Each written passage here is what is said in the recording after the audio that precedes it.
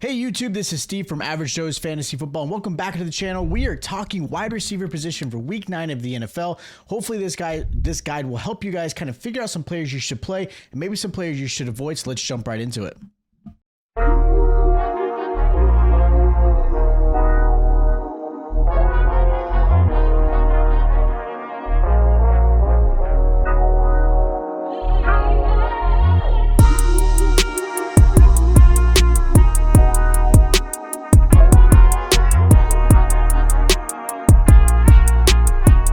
All right, so Week 9 of the NFL is here, and there are 4 teams on a bye. You've got the Bucs, the Browns, the Eagles, and you've got the Jets. So with that said, there are several receivers, some pretty big names that you're not be able to play this week, and hopefully you guys obviously are ready and prepared. I've got some great slates of players that you should consider playing this week, and I've got some players you may want to avoid as well. Now, these are obvious starts at the wide receiver position. Now, these are players that, whether it be a matchup, whether it be they are just in the best possible situation, or of course they're just matchup proof, these wide receivers should be in your lineup every single time. Now, my first wide receiver I recommend this week is going to be Marvin Harrison Jr. versus the Cowboys.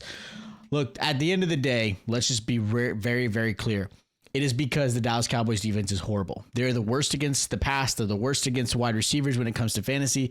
They're allowing almost 2 touchdowns to receivers alone in each game, which is ridiculous. And then on top of that, Marvin Harrison Jr. is coming off of a bye week. Yes, he may not have Kyler Murray, I think it's going to be Jacoby Brissett. We'll see, because I know Kyler Murray has been dealing with an injury. With that said, either quarterback, no matter who is playing, I do think Marvin Harrison Jr. has the ability to have a really successful week. Now, Marvin Harrison Jr. did not actually play as well as you would hope. I had him a lot higher this season, and right now he's kind of struggling, right? He's only averaging just under 11 points per game, which is not great and ideal. And I would like to see a little bit more out of him. I don't know if it's the offense. He's had some drops, some bad plays.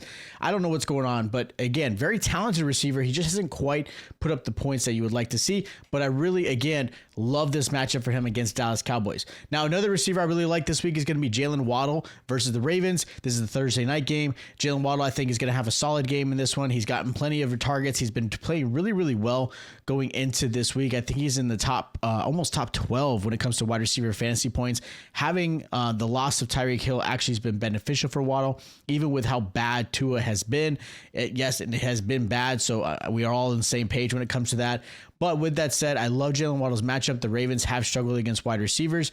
Their defense has been struggling. They have not played very well as a team. They are allowing 160 receiving yards and a touchdown per game. So again, this is a really good matchup. I like it a lot for this one. Now, another receiver I like is Brian Thomas Jr. I know this one's kind of a shock because Brian Thomas Jr. has not played well at all this season, right? I understand it. He's only averaging 11 fantasy points per game. He's had 1 touchdown this season so far. He is struggling. He's not having the season that he had last year. I don't know if it's the sophomore slump. Sometimes that happens. The matchups have been pretty good in some cases, but this is actually a really good matchup against the Raiders. The Raiders are actually allow a decent amount of points to the wide receiver position. They're struggling. They're allowing about 14 receptions, about 160 yards per receiving, and a touchdown per game.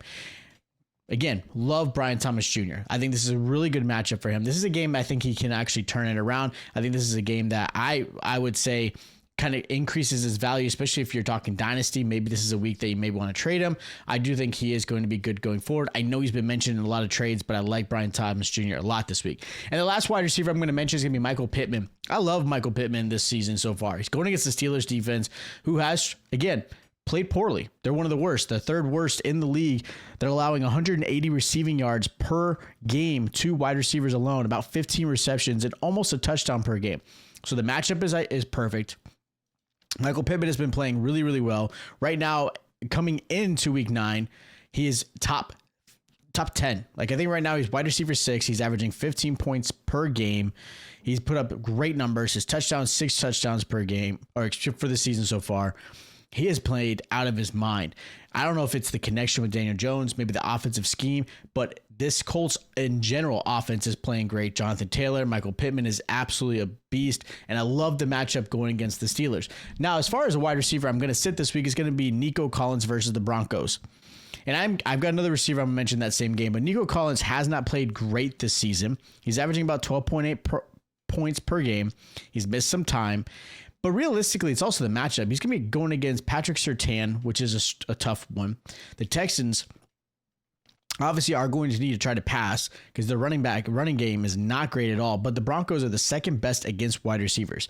They're only allowing 120 yards receiving to receivers as a group, and they're not allowing a lot of touchdowns as well. And the matchup with Patrick Surtain is definitely one you got to keep an eye on. I'm really nervous for Nico in this one. I do think he's going to get some targets, don't get me wrong, but I don't love the matchup. In that same game, I don't love Courtland Sutton's matchup either. He's got Derek Stingley that he's going to have to deal with. Courtland Sutton obviously has played better than Nico Collins, but not much. Like, Courtland Sutton's still struggling. He's not playing as great as he once was, but he's playing better, right? He's averaging 13.8 points per game.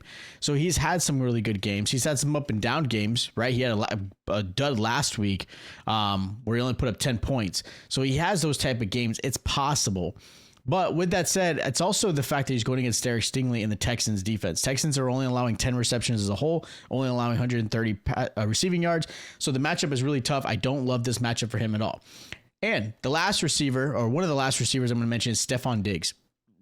I get why people like Stefon Diggs. He's been wide receiver 26 so far.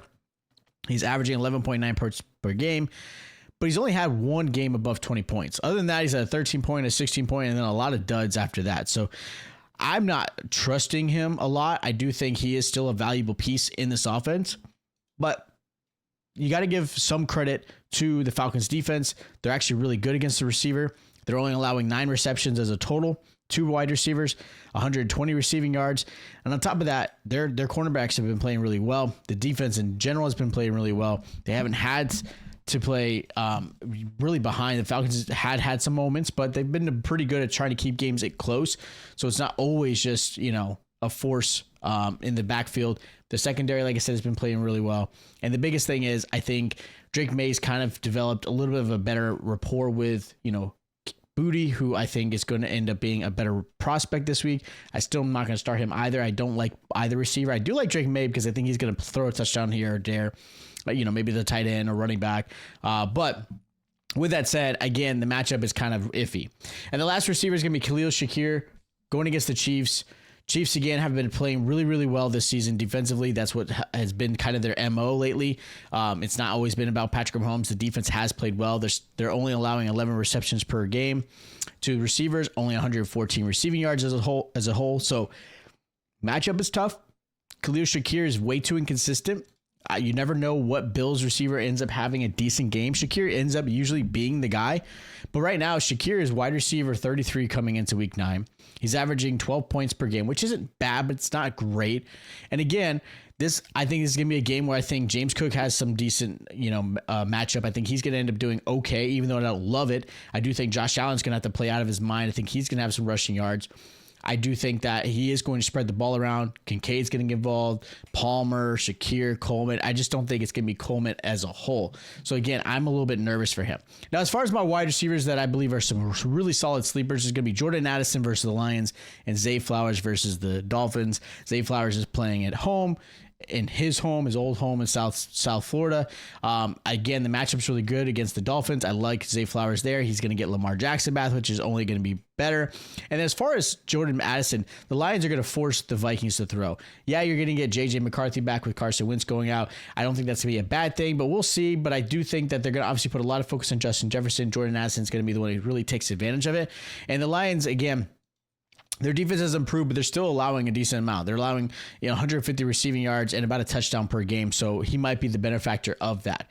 So those are my start, sits, and sleepers for the wide receiver position. If you guys have questions, hit me in the comments down below.